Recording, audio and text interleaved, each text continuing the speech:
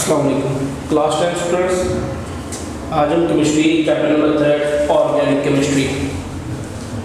Chemistry को हम study करेंगे।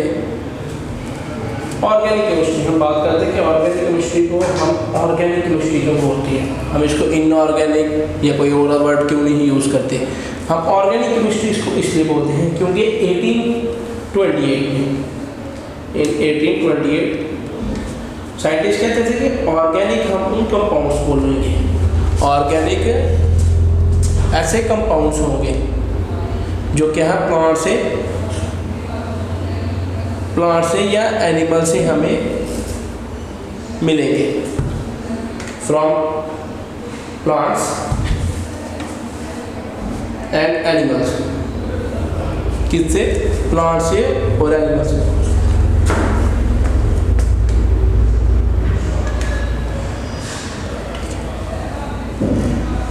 प्लांट से एनिमल से हम बात करते हैं कि ऐसे कौन से कंपाउंड, जैसे हमारे पास कार्बन हो गया, हाइड्रोजन हो गया, ऑक्सीजन हो गया, ये जो कंपाउंड्स हैं हम इनको ऑर्गेनिक कंपाउंड्स बोलते हैं। सबसे पहले लवॉसियर एक साइंटिस्ट था, उसने ये कहा था, उसने कहा था ऑर्गेनिक कंपाउंड्स क्या होते हैं, हम कहाँ से लेते हैं? सिर्फ प्लांट से, from living organisms.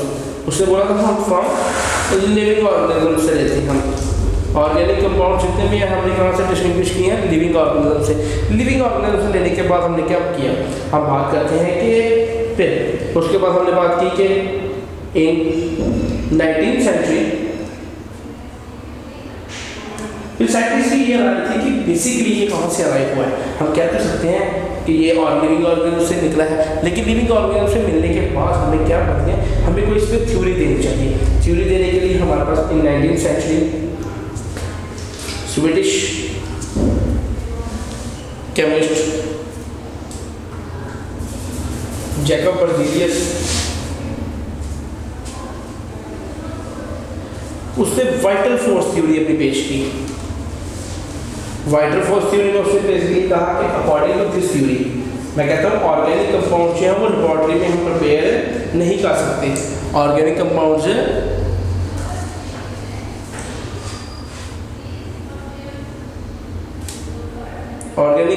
cannot be prepared in laboratory.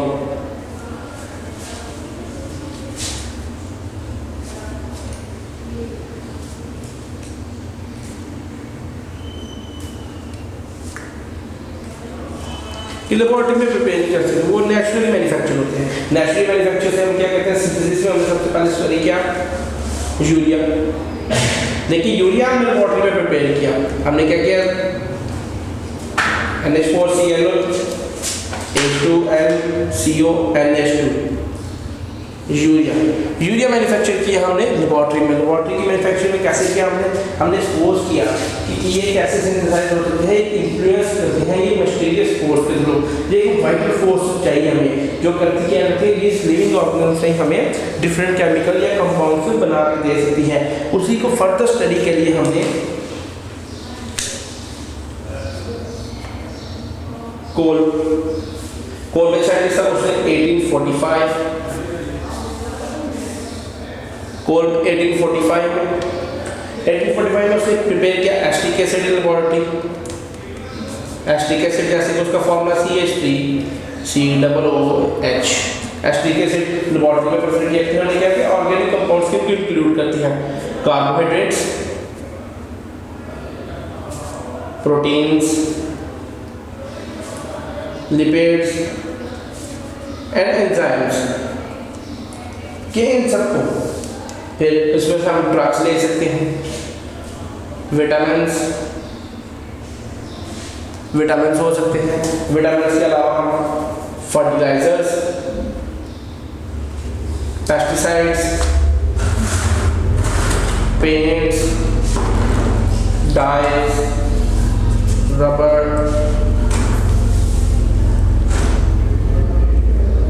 Plastics और मुख्तलिफ चीज़ें, ये कहाँ से? हमने सारे ऑर्गेनिक कंपाउंड से मिलकर बनाई है। इनमें भी सारे ऑर्गेनिक कंपाउंड्स हैं। ऑर्गेनिक कंपाउंड्स में ज़्यादा बेसिकली हम क्या स्टडी करते हैं? कार्बन को क्यों? जिस भी कार्बन, जैसे हम ह्यूमंस की बात है, हमें मेन जो पार्ट है वो है हमारा वर्टिकल कॉलम, जैसे हमारी रीढ़ की हड्डी। इसी तरह हम देखते हैं ऐसे कंपाउंड जिनमें जो मेन एलिमेंट है वो कार्बन का हो, उसको हम कार्बन ऑर्गेनिक कंपाउंड्स बोलते हैं, उसको ऑर्गेनिक कंपाउंड्स बोलते हैं। इसलिए क्योंकि उसमें मेन एलिमेंट जो है वो कार्बन का है। Carbon is a main reason to be an organic compound. फिर हम आप देखते हैं ऑर्गेनिक कंपाउंड। नेक्स्ट भी ऑर्गेनिक कंपाउंड की definition.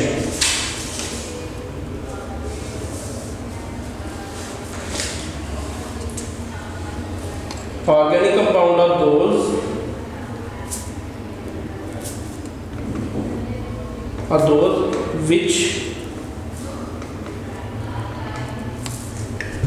which consists of hydrocarbons. अब hydrocarbons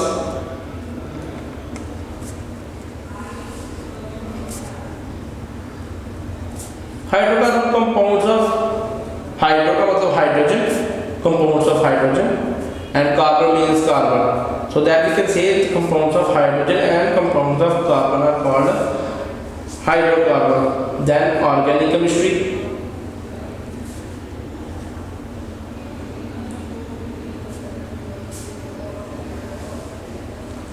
Branch of chemistry.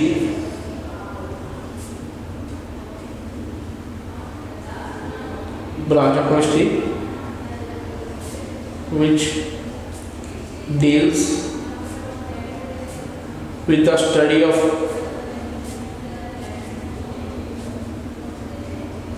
hydrocarbons and their derivatives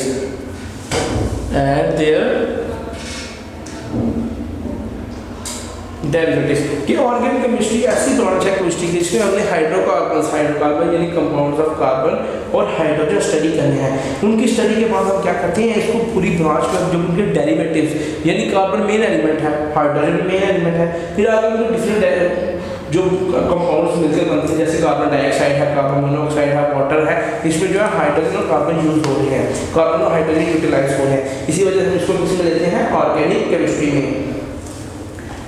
And the next is organic compounds. Organic compounds की study के लिए हम 4 फार्मूला स्टडी करते हैं। केमिस्ट्री आपको पता है तो बेसिकली टोटली सारे फार्मूलाज हैं। इन फार्मूलाज को स्टडी करने के लिए हम क्या करते हैं, ऑर्गेनिक कंपाउंड के 4 formula, molecular formula,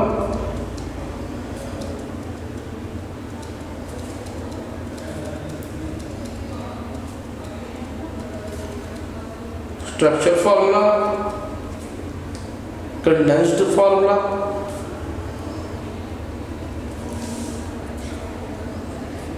dot and cross formula.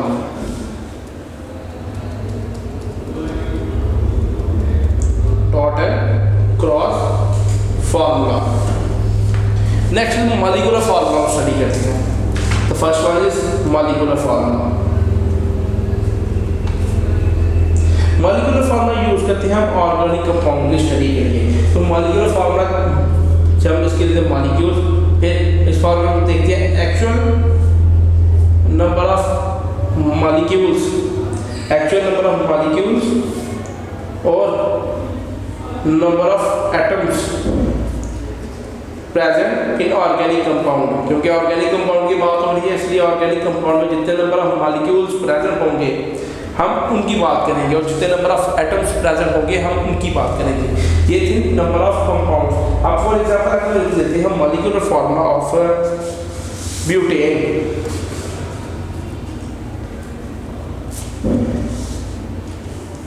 Molecular formula of butane. Butane बोलते हैं हम C4H10 को। तो इससे शो किया कि इसकी कंक्लूजन है butane is made of carbon and hydrogen. इसकी पहली रीजन ये है कि ये ऑर्गेनिक कंपाउंड है। ऑर्गेनिक कंपाउंड क्यों है, बेसिकली ये कार्बन और हाइड्रोजन से मिलकर बना है। Each molecule of butane consist of 4 carbon and 10 hydrogen atoms।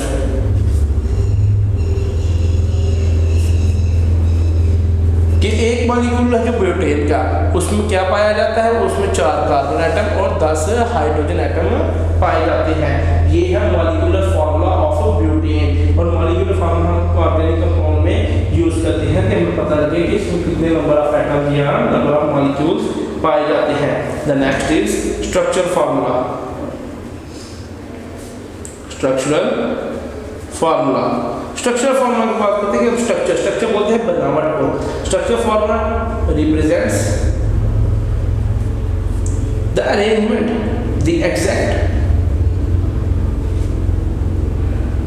Arrangement of molecules and atoms, कि अरेंजमेंट हो रही है मॉलिक्यूल्स की और एटम्स की। किसी भी सब्सटेंस की बात ले रहे, फिर यहाँ मॉलिक्यूल देखते हैं, जैसे हमारे पास एन ब्यूटेन था, 4 कार्बन 10 हाइड्रोजन।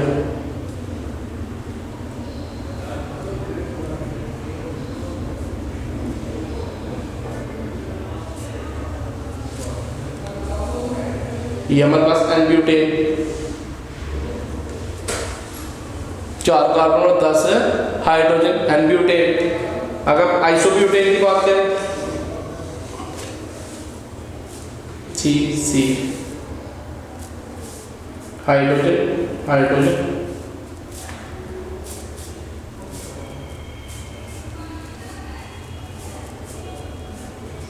एन हम इसको इसलिए बोला था क्योंकि वो एक स्ट्रेट लाइन थी। स्ट्रेट लाइन होने की वजह से उसको एन बोलते हैं। इसलिए अगर कार्बन दूसरी कार्बन से जुड़ी हो, जैसे ये फर्स्ट कार्बन दूसरी कार्बन से जुड़ी है, तो इस स्ट्रक्चर को बोलेंगे हम आइसोब्यूटेन। ये है आइसोब्यूटेन,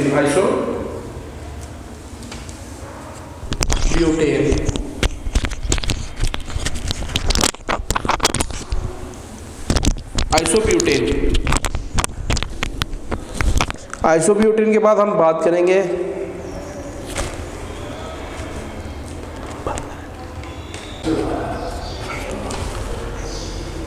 नेक्स्ट में थर्ड फार्मूला हमारे पास कंडेंस्ड फार्मूला। कंडेंस्ड फार्मूला हम तब बोलते हैं जब हमने एटम्स को ज्वाइन करके कार्बन में एक स्ट्रेट लाइन देखी हो। जैसे हमने सबसे पहले पढ़ा था C4H10, उसमें हमने देखा क्या कि ग्रुप ऑफ एटम्स, कंडेंस का मतलब है उनको जोड़े रखना, group of atoms join together.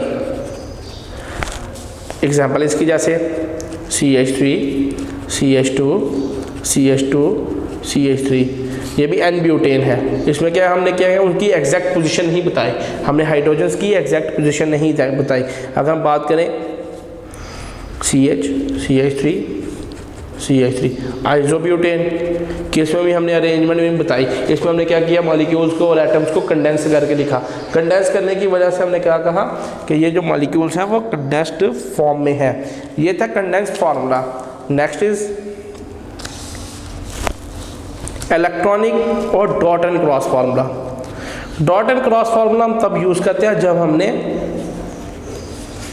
Atoms की डोनेशन बतानी हो या इलेक्ट्रॉन्स की डोनेशन, शेयरिंग ऑफ इलेक्ट्रॉन्स का फिनोमेना बताने के लिए हम डॉट एंड क्रॉस फार्मूला देखते हैं। Dot and sharing of electrons between various atoms.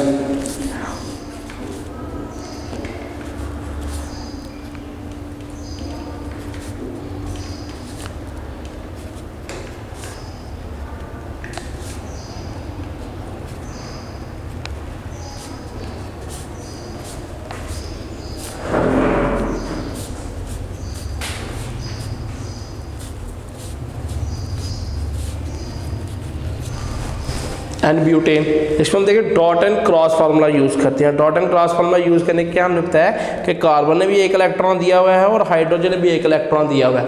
Dot और क्रॉस यही बात बता रहे हैं। ये था डॉट एंड क्रॉस फार्मूला और ये थी summary of molecules of organic compounds के। ऑर्गेनिक कंपाउंड को स्टडी करने के लिए हम किन किन मॉलिक्यूल्स को देखते हैं। मॉलिक्यूल्स देखने के बाद हमारे पास ऑर्गेनिक केमिस्ट्री में हमने जैसे हमने ब्यूटेन पढ़ा, अब हम देखते हैं ये ब्यूटेन कैसे था। सबसे पहले हमारे पास होता है मीथेन विद कार्बन 1, फिर ethane with carbon 2 just like CC, propane, ये काउंटिंग है। C3 C butane, C4 C pentane, C5 hexane, C6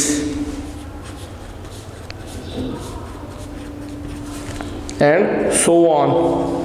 इसी तरह जो है इसकी काउंटिंग या numerical value number of carbon से चलती रहती है और साथ हाइड्रोजन का भी एडिशन होता रहता है। वो फर्दर स्टडीज़ में जाके हम अल्केन, अल्काइन, अल्काइल्स वगैरह स्टडी करेंगे तो पता लगेगा कि अल्केन में कितने नंबर ऑफ हाइड्रोजन्स हैं, अल्कीन में कितने नंबर ऑफ हाइड्रोजन्स हैं। ये सिंपली एक काउंटिंग है कि अगर एक कार्बन हमारे पास मौजूद होगी हम उसको मीथेन का नाम देंगे, अगर 2 कार्बन मौजूद होंगी हम उसको इथेन का नाम देंगे, अगर 3 कार्बन मौजूद होंगी हम उसको प्रोपेन का नाम देंगे, अगर 4 कार्बन मौजूद होंगी हम उसको ब्यूटेन का नाम देंगे। इसी तरह 5 कार्बन को पेंटेन, 6 कार्बन को हेक्सेन, 7 कार्बन को हेप्टेन, 8 कार्बन को ऑक्टेन, नोनेन C9, डेकेन C10। इसी तरह हम इसका तीनों फार्मूले बना सकते हैं, molecular formula, structure formula, condense formula and dot and cross formula. ये थी ऑर्गेनिक केमिस्ट्री के फार्मूला स्टडी करने के बाद हमारे पास नेक्स्ट टॉपिक है जो classification of organic compounds. Classification of कि ऑर्गेनिक कंपाउंड्स को किस तरह क्लासीफाई किया है, किस बेसिस पे क्लासीफाई किया है। क्लासिफिकेशन ऑफ ऑर्गेनिक कंपाउंड्स की ब्रॉडली 2 होती है, ओपन चेन जैसे हमने एन ब्यूटेन पढ़ा और फिर क्लोज चेन। इस 2 पॉइंट्स के लिहाज से इनकी क्लासिफिकेशन होती है। क्लासिफिकेशन को हम फर्दर स्टडी करते हैं just like open chain. Open chain ऐसे कंपाउंड्स होते हैं जिनके जो कार्बन एंड्स हैं वो मीट नहीं करते हैं, carbon ends are not joint together, कि उनके जो एंड के कार्बन होते हैं वो ज्वाइन नहीं हुए होते। अब फर्दर इसमें 2 बातें हम पढ़ेंगे, straight chain and branch chain. Open chain की फर्दर 2 टाइप्स हैं, straight chain and branch chain. Straight chain में first of all straight chain carbon atoms linked with each other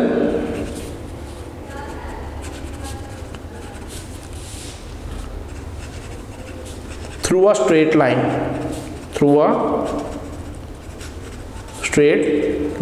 कि कार्बन एक दूसरे से मिले हुए हैं किस लिहाज में, एक स्ट्रेट लाइन में उनकी एक फॉर्मेशन हुई है। जस्ट लाइक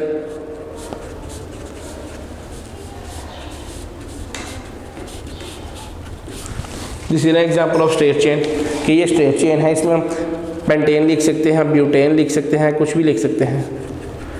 ब्यूटेन की एग्जांपल ले लें, एन ब्यूटेन भी इसलिए बोला जाता है क्योंकि एक ये स्ट्रेट चेन है, स्ट्रेट चेन होने की वजह से हम इसको एन ब्यूटेन होते हैं। नेक्स्ट ब्रांच चेन,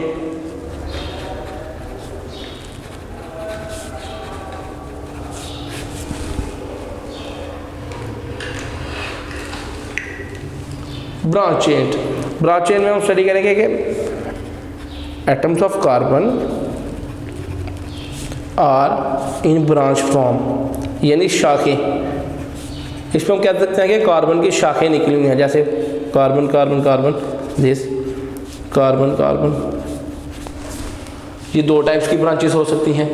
हम इसको आइसो ब्रांच, आइसोब्यूटेन कहते हैं। ये जो भी होगी, जो कार्बन दूसरी कार्बन के साथ जुड़ी होगी उसको हम ब्रांच बोलेंगे।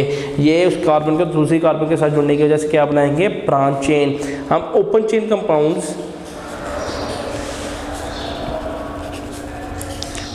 Compounds are also called aliphatic compounds. इसलिए आपने कंफ्यूज नहीं होना कि एलिफेटिक कंपाउंड्स कौन से होते हैं। एलिफेटिक कंपाउंड्स को ही हम ओपन चेन कंपाउंड्स बोलते हैं, कि ओपन चेन कंपाउंड्स को हमने नाम दिया है एलिफेटिक कंपाउंड्स का। ये डबल नेमिंग यहाँ यूज़ हुई है, इसलिए आपने कंफ्यूज नहीं होना। नेक्स्ट हमारे पास ओपन चेन स्टडी करने के बाद नेक्स्ट था हमारे पास close chain. Close chain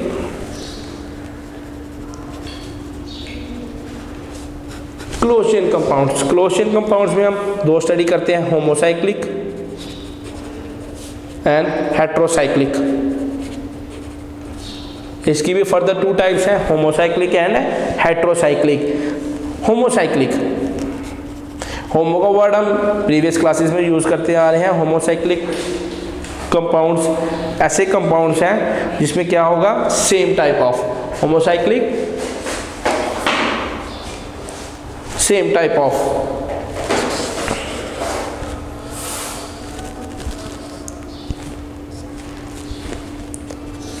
cyclic का होने की वजह से ये कंटेन करते हैं रिंग्स।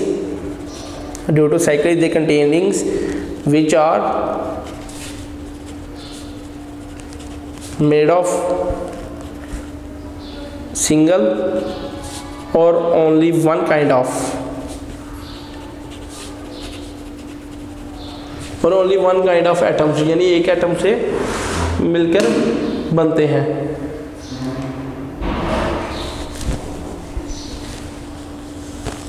नेक्स्ट फर्दर होमोसाइक्लिक की 2 types, aromatic, aromatic compounds, alicyclic compounds.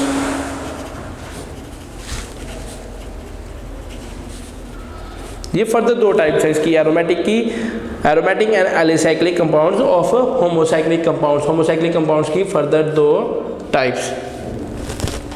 Next aromatic,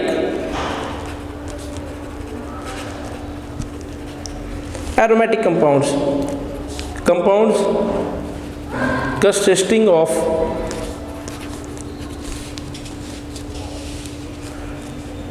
at least one benzene ring। के एरोमेटिक कंपाउंड्स ऐसे कंपाउंड्स हैं जिनमें एक बेंजीन रिंग हो। बेंजीन रिंग मिलके बनी होती है 6 कार्बन एटम्स में, and just like the shape of benzene ring is like this.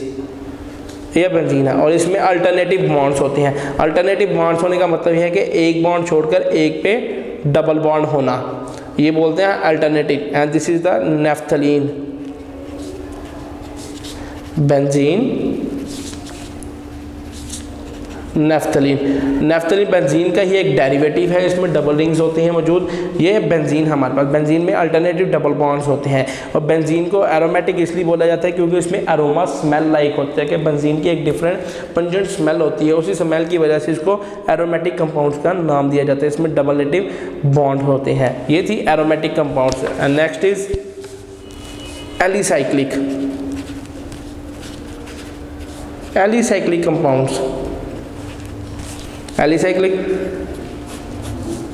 Carbocyclic है, यानी कार्बन साइकिल की फॉर्म में carbocycles compounds which do not have benzene ring, which do not have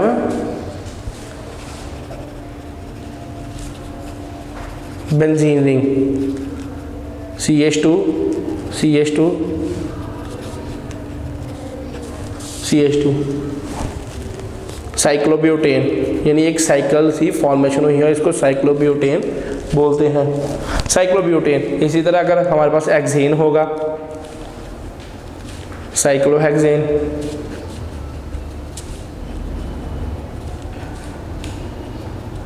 cyclohexane 6 carbon है इसलिए हम hexane बोलेंगे इसको कि ये साइक्लोहेक्सेन है। And the next and the last type is heterocyclic compounds, जो कि क्लोज चेन कंपाउंड्स की एक टाइप है, हेट्रोसाइक्लिक कंपाउंड्स। हेट्रोसाइक्लिक में वर्ड हेट्रो का मतलब होता है डिफरेंट, इसलिए साइक्लिक कंपाउंड्स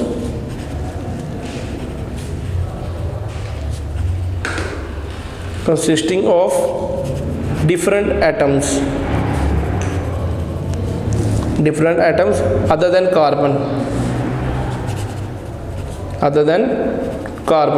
कि different atoms other than carbon के कार्बन से दूसरे एटम्स होते हैं, कि ये नहीं कि जरूरी कि पूरी रिंग कार्बन एटम्स की ही मिलकर बनी हो। For example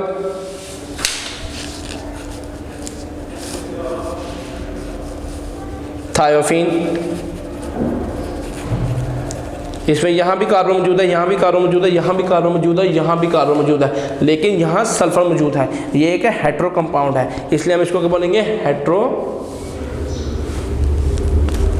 heterocyclic compounds. Next is pyridine, यहाँ नाइट्रोजन मौजूद है।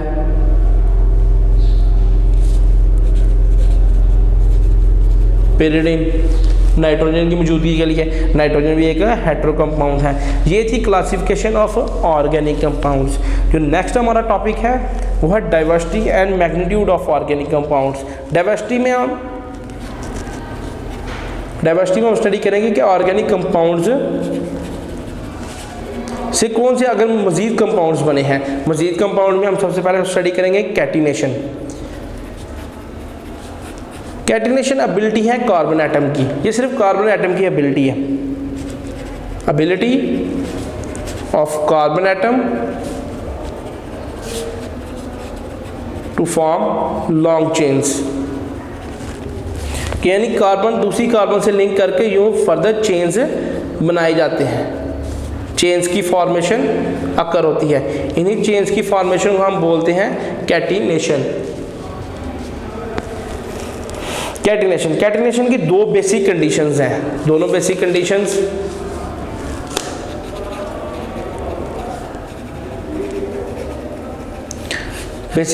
कौन से जिसमें जो एग्जिबिट करते हैं catenation? Elements should have valency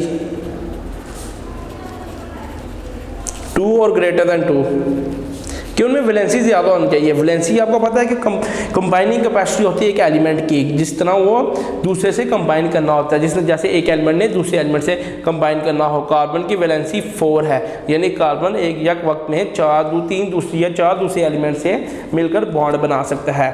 bonds made by element. Next is bonds made by element should be stronger,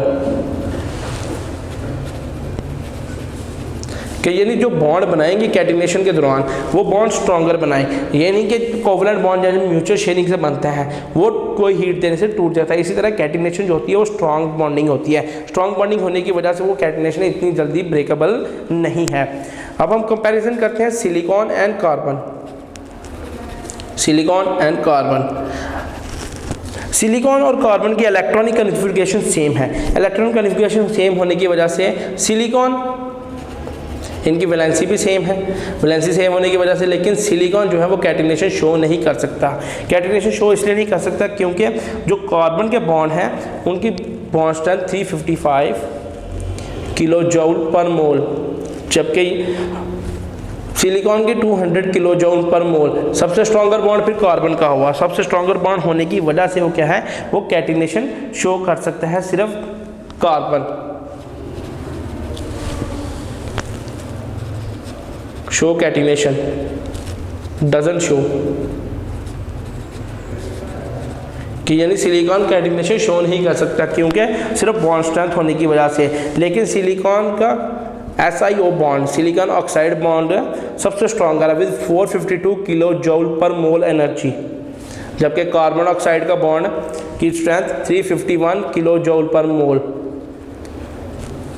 यहाँ ये वीकर है एंड सिलिकॉन ऑक्साइड स्ट्रॉन्गर है, कि सिलिकॉन का ऑक्सीजन के साथ जो बॉन्ड बनेगा वो स्ट्रॉन्गर बनेगा, जबकि जो कार्बन का ऑक्सीजन के साथ बॉन्ड बनेगा वो वीकर होगा। And the next is isomerism. Catenation की तरह दूसरा फिनोमिना जो हम स्टडी करते हैं वो आइसोमरिज्म का, जो ऑर्गेनिक कंपाउंड्स शो करते हैं।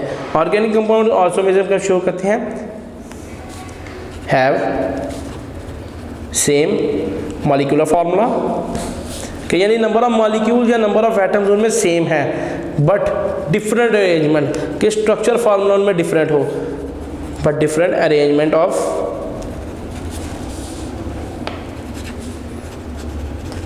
एटम्स और मॉलिक्यूल्स, यानी अरेंजमेंट उनमें डिफरेंट है। फॉर एग्जांपल अगर हम बात करें CH3 CH2 CH3, ये N प्रोपेन है, 3 कार्बन की वजह से हम इसको N प्रोपेन बोलेंगे। इसी तरह अगर हम नेक्स्ट स्टडी करें CH3 CH2 CH3, ये आइसोप्रोपेन। इसी तरह अगर हम CH3 CH2 CH3 CH3, ये हमारे पास आइसोब्यूटेन है 4 कार्बन की वजह से। लेकिन देखिए पेंटप्रोपेन और आइसोप्रोपेन में फ़र्क सिर्फ कितना है, दोनों के पास 3 कार्बन है, 3 कार्बन है। हाइड्रोजन की मिकदार भी ठीक है, hydrogen number of hydrogen items भी इक्वल है, लेकिन डिफरेंस सिर्फ उनकी अरेंजमेंट में है। यहाँ कार्बन एक स्ट्रेट चेन में है, यहाँ आइसोफॉर्म में है, यानी एक कार्बन ने दूसरी कार्बन के साथ अटैचमेंट की हुई है, यानी बॉन्ड बनाया हुआ है। ये इसको बोलते हैं हम आइसोमर्स। आइसोमरिज्म का फॉर्मूला जो ऑर्गेनिक कंपाउंड्स बनाते हैं उनको हम आइसोमर्स का नाम देते हैं। फिर कहते हैं number of isomers increase the number of carbon atoms, कि नंबर ऑफ आइसोमर्स जो हैं वो इंक्रीज करते हैं number of carbon atoms.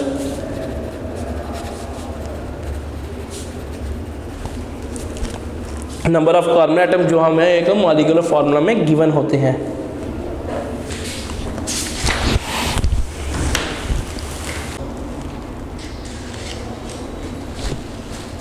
And the next topic is general characteristics of organic compounds. अब हम जनरल कैरेक्टरिस्टिक्स स्टडी करेंगे।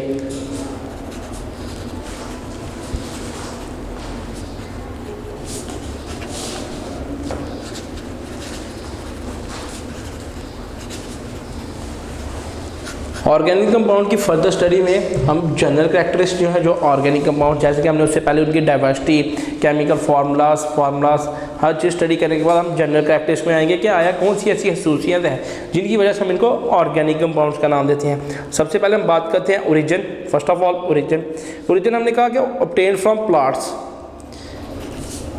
फर्स्ट ऑफ ऑल हमने स्टडी किया था कि ऑर्गेनिक कंपाउंड्स हमें प्लांट से और एनिमल से मिलते हैं, फ्रॉम प्लांट्स एंड एनिमल्स, कि यानी हमें प्लांट्स और एनिमल से हमें ऑर्गेनिक कंपाउंड्स मिलते हैं। नेक्स्ट कंपोजिशन, कि ये मिलके किससे बनते हैं। कंपोजिशन हमने कहा कि कार्बन एंड हाइड्रोजन से, कार्बन और हाइड्रोजन से मिलकर ये बनते हैं। जैसे कि फॉर एग्जांपल अगर इनका बैकबोन जो है वो कार्बन की होनी चाहिए। कंपोजिशन की बैकबोन कार्बन की है। फर्दर एलिमेंट हम कुछ भी ले सकते हैं, further oxygen, nitrogen, phosphorus, sulphur, further हम कुछ भी ले सकते हैं, लेकिन बैकबोन इनकी कार्बन की होनी चाहिए। Next covalent linkage, covalent linkage यानी बॉन्ड बनाने की फॉर्मेशन। कोवलेंट बॉन्ड्स फार्म हो जाते हैं, कार्बन हमेशा कोवलेंट बॉन्ड बनाएगा क्योंकि ये म्यूचुअल शेयरिंग करता है। वो पोलर भी हो सकते हैं और नॉन पोलर भी हो सकते हैं, लेकिन कुछ ऑर्गेनिक कंपाउंड्स आयनिक कंपाउंड भी बनाते। Organic compounds are also called ionic compounds and then form ionic bond. Ionic bond भी फॉर्म करते हैं। And the fourth one is solubility. जब उनकी कोवलेंट लिंकेज पोलर और नॉन पोलर होगी तो फिर उनकी सॉल्युबिलिटी भी पोलर और नॉन पोलर कंपाउंड्स में ही होगी, क्योंकि वो लिंकेज यानी उनके पोलर और नॉन पोलर होने की वजह से हम देखते हैं कि वो पोलर हैं ऑर्गेनिक कंपाउंड या नॉन पोलर हैं। Organic compounds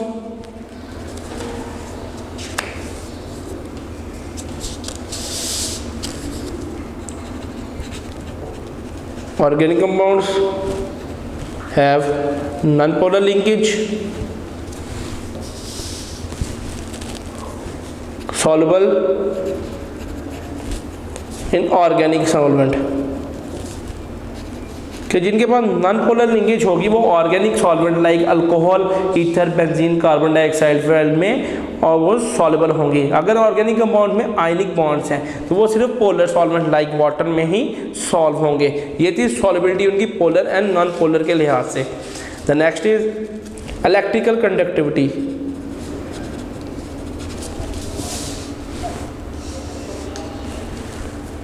electrical conductivity, electrical conductivity कि यानी इलेक्ट्रिकल कंडक्ट कैसे करनी है। इलेक्ट्रिकल कंडक्ट करने के लिए उनके पास नंबर ऑफ फ्री इलेक्ट्रॉन्स होने चाहिए। उन्हीं फ्री इलेक्ट्रॉन्स की बिना पे वो क्या करेंगे, इलेक्ट्रिसिटी कंडक्ट करेंगे। या due to presence of covalent bonds, due to presence of covalent bonds,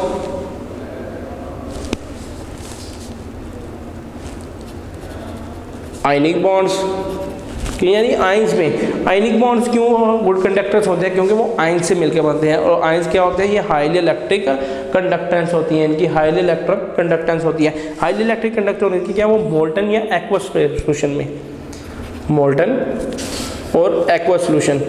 molten कहते हैं जब हमने उनको पिघलाया होता है, और एक्वस हम तब बोलते हैं जब उनको हमने पानी में डिसॉल्व किया होता है। ये एक्वस सॉल्यूशन में वो हाईली कंडक्टर होते हैं। Melting and boiling point,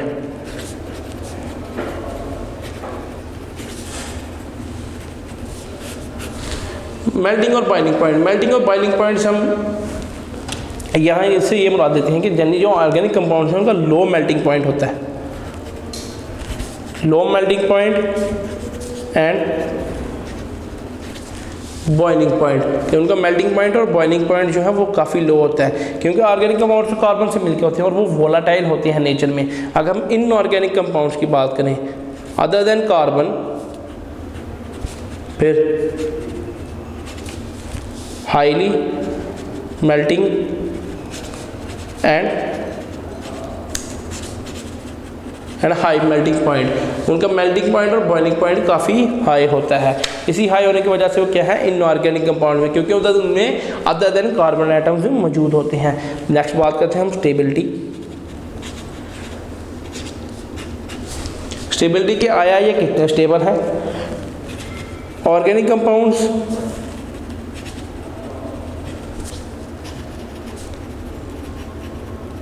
low melting and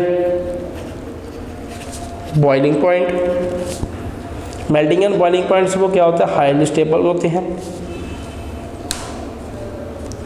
are less stable than inorganic, कि इनऑर्गेनिक कंपाउंड हाईली स्टेबल होते हैं। वो हाईली स्टेबल होते हैं क्योंकि उनका मेल्टिंग पॉइंट हाई होता है, और जिस चीज़ का मेल्टिंग पॉइंट हाई होगा उसको ज़्यादा हीट देनी पड़ेगी, क्योंकि थोड़ी हीट से वो क्या रहेगा, अपनी जगह पर स्टेबल रहेगा। लेकिन ऑर्गेनिक कंपाउंड क्योंकि इनका मेल्टिंग पॉइंट और बॉइलिंग पॉइंट लो है, इसलिए ये क्या करती है, थोड़ी सी हीट देने पर ये क्या मेल्ट और बॉयल हो जाती है।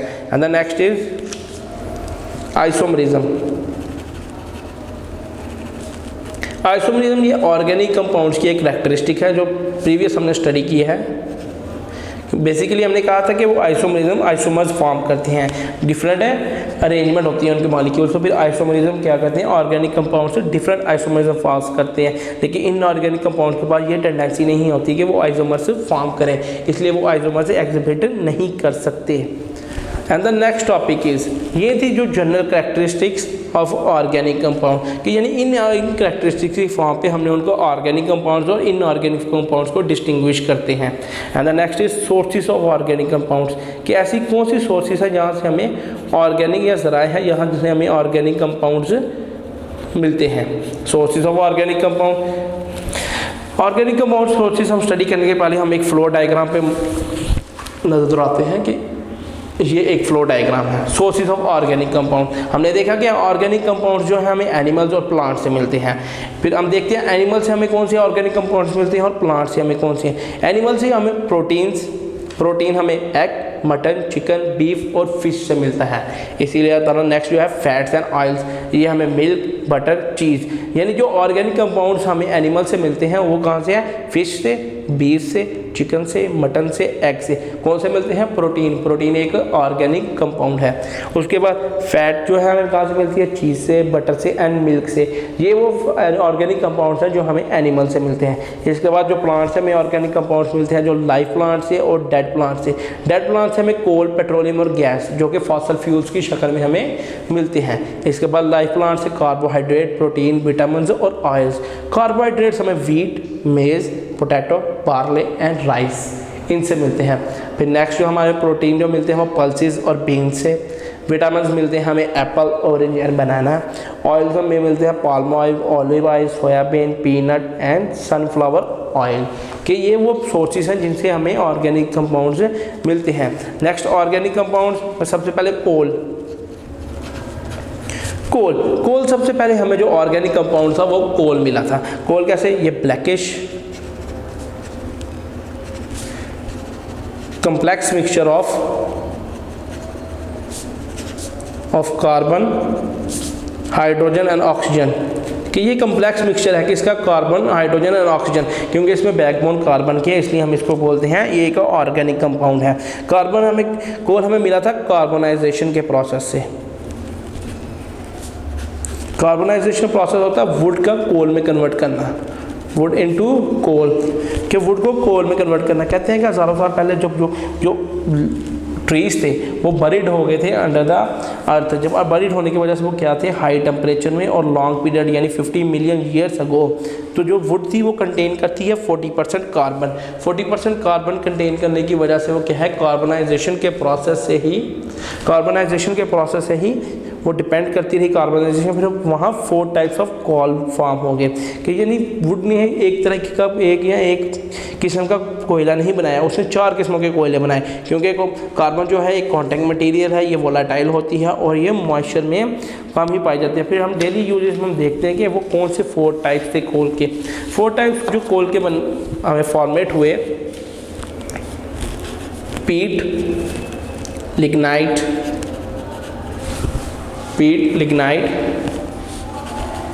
Bituminous, anthracite. ये 4 टाइप्स थी कोल की। हमें इसमें कार्बन की मौजूदगी होती है 60%, 70%, 80%। सबसे ज़्यादा कार्बन पाई जाती है एंथ्रासाइट कोल में 90%। ये किल में यूज़ होता है, भट्टियों में, जिसको हम बताते हैं इंडस्ट्री के में भट्टियों में यूज़ होता है। फिर थर्मल स्टेशंस, हाउस होल्ड के लिए हम बिटमस यूज़ करते हैं क्योंकि इसमें 80% कार्बन होती है। फिर इंडस्ट्रीज़ में एंथ्रासाइड यूज़ होता है क्योंकि इसमें कार्बन की मिक़दार ज़्यादा होती है। इसके बाद ये जो टाइप्स थी जो हमें अंडर द अर्थ पाई मिली, इसके बाद हम बोलते हैं डिस्ट्रक्टिव डिस्टिलेशन। कार्बन की या कोल की हम जो डिस्ट्रक्टिव डिस्टिलेशन करते हैं, डिस्ट्रक्टिव डिस्टिलेशन बोलते हैं स्ट्रॉन्ग हीटिंग ऑफ कोल को। Strong heating of coal in absence of air, कि हवा की गैर मौजूदगी में जब हमने कोल को हीट करना है यानी कोल को जलाना है तो फिर डिस्ट्रक्टिव डिस्टिलेशन होनी है। इससे क्या होनी है, कार्बन, हाइड्रोजन, नाइट्रोजन, सल्फर जैसे हैं इन्होंने लार्ज नंबर ऑफ स्मोक पैदा करना है। हम देखेंगे जब भी हम कोयले को जलाते हैं काले गहरे रंग का धुआं निकलता है, वो क्या होता है, वो कार्बन होती है। टायर को जलाने से भी काले गहरे रंग का धुआं निकलता है क्योंकि टायर भी कार्बन से ही मिलकर बनता है। इसके बाद जो प्रोडक्ट्स हमें मिलते हैं उनमें सबसे पहले कोल गैस। प्रोडक्ट्स में डिस्ट्रक्टिव डिस्टिलेशन के प्रोडक्ट्स में हमें कोल गैस मिलती हैं। कोल गैस क्या है, mixture of hydrogen, methane, carbon monoxide. जब इनको एयर में बर्न करते हैं हमें ये एक मिक्सचर मिलता है। ये मेनली यूज़ करते हैं हम फ्यूल इन इंडस्ट्रीज़। इसको हम फ्यूल एज ए इंडस्ट्रीज में यूज़ करते हैं। इसकी यूज के बाद हम बोलते हैं कि ये एक एनर्ट और रिड्यूसिंग इन एटमॉस्फेयर होता है, रिड्यूसिंग इन एटमॉस्फेयर, यानी ये एटमॉस्फेयर में रिड्यूस भी करता है। ये एटमॉस्फेयर को यूज़ करके मेटालॉजिकल प्रोसेस कि जब ज़मीन में से जो धातें निकालते हैं, जो मेटल्स हम अंडर बरीड है हमारी अर्थ के, उनको निकालने के प्रोसेस को हम मेटालॉजिकल प्रोसेसेस बोलते हैं और ये उनमें भी यूज़ होता है। इसके बाद जो नेक्स्ट है हमारे पास अमोनिकल लिकर।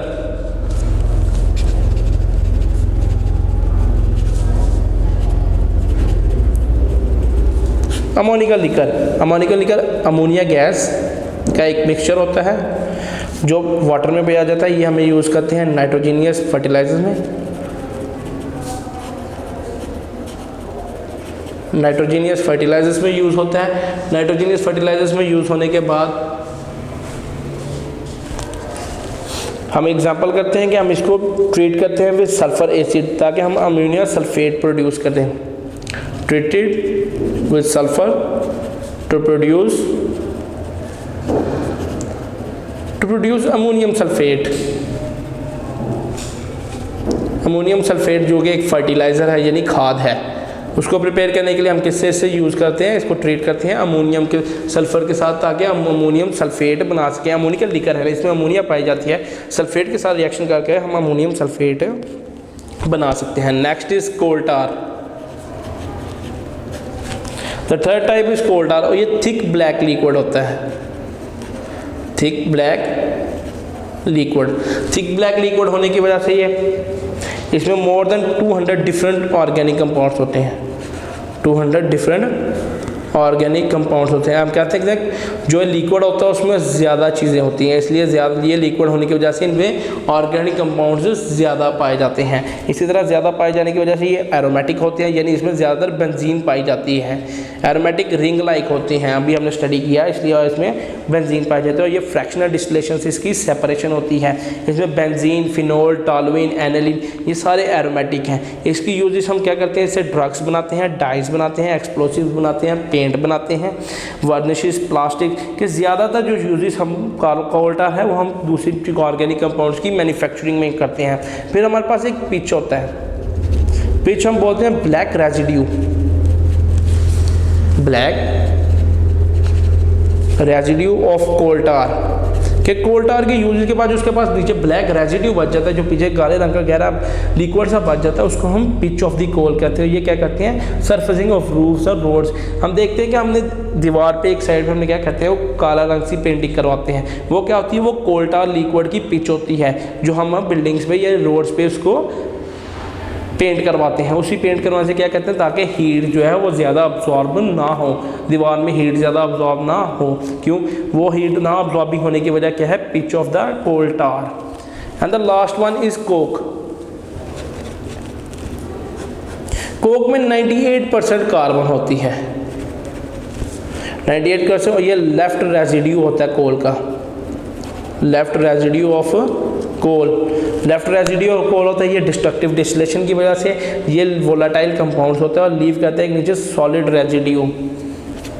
जो वोलाटाइल कंपाउंड्स होते हैं, वोलाटाइल कंपाउंड्स उनको होते हैं जो वोलाटाइल कि जो वेपोरेट हो जाएं। वेपोरेट होने से पेट्रोल भी एक वोलाटाइल है, क्योंकि वो वेपोरेट होता है। Volatile compounds and leaves solid residue called Coke.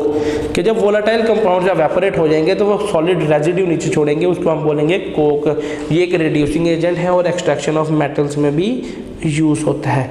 ये था सोर्सेज ऑफ कोल में, सोर्सेज ऑफ ऑर्गेनिक कंपाउंड्स में पहला coal. The next is petroleum. Petroleum जो हम यूज़ करते हैं, पेट्रोलियम डार्किश, डार्क ब्राउनिश और ग्रीनिश ब्लैक लिक्विड होता है। ये भी विस्कस होता है, विस्कस होने की वजह से ये भी एवेपोरेट कर सकता है। एवेपोरेट होने की वजह से ये एक कम्प्लेक्स